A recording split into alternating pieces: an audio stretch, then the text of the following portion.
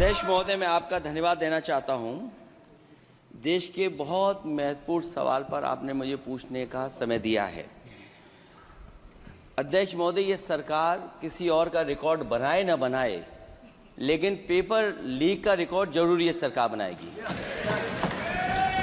अध्यक्ष महोदय, मुझे इसके बैकग्राउंड में नहीं जाना है कि पूछें। अध्यक्ष महोदय, मुझे बैकग्राउंड में नहीं जाना है कि कब, कैसे, किस संस्था को बनाया गया है।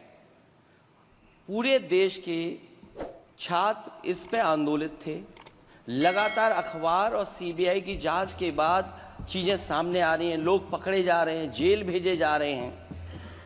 मैं अध्यक्ष महोदय आपके माध्यम से पूछना चाहता हूं मंत्री जी से, क्या सेंटर वाइज जिन बच्चों को सबसे ज्यादा नंबर मिले हैं, क्या उसकी सूची जारी करेंगे?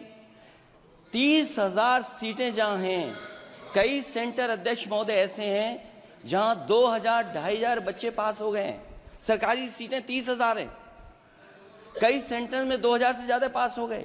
कई प्रदेश के ऐसी जगह है जहां पर कुछ सेंटर से 600 से 650 से ज्यादा सबसे ज्यादा नंबर हैं। और अगर वो संस्था इतनी क्रेडिबल थी तो अध्यक्ष महोदय, जिन सेंटर्स पे ये परीक्षा हुई उन सेंटर्स का इंफ्रास्ट्रक्चर क्या था? क्या मंत्री जी ने जानकारी की थी इस बात की? अध्यक्ष महोदय, मेरे आपके माध्यम से एक ही निवेदन है कि बिना ये मंत्री जी रहेंगे तो न्याय नहीं मिलेगा बच्चों को।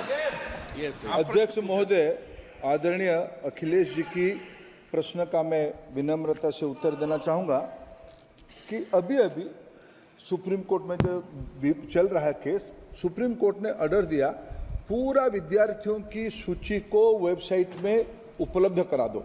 सर, पिछले 3 दिन से देश भर की सारे विद्यार्थियों की लिस्ट पब्लिक डोमेन में उपलब्ध है। ये सारा चीज खुले पे है और कई प्रकार की तर्क आ चुका है।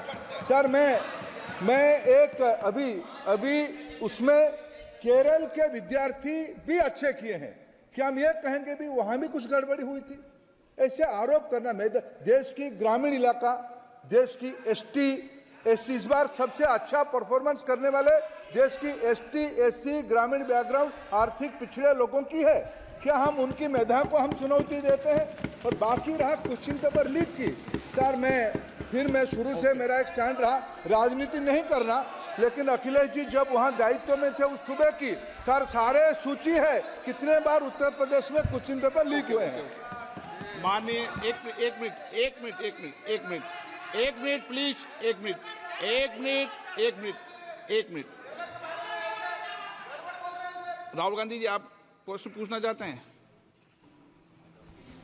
Speaker sir, it's obvious to the whole country. It's obvious to the whole country that there is a very serious problem in our examination system. This is not just a question of NEET, it is in all the major examinations. Now, the minister has blamed everybody except himself. Right?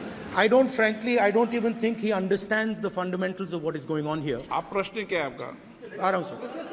Sir, ये मैं question को setup कर रहा हूं। प्रश्न पूछते हैं। ये the issue is that there are millions of students in this country who are extremely concerned at what is going on and who are convinced that the Indian examination system is a fraud. That is what is at stake here. Millions of people believe that if you are rich and if you have money, you can buy the Indian examination system. And by the way, and this is the same feeling that the people in the opposition have. And that is why we are asking some very simple questions to Honorable Minister. Number one, as this is a systemic issue, what exactly are you doing to fix this issue at a systemic level? Yes. That's the first question. Okay. Question में चल रहा है अभी, please.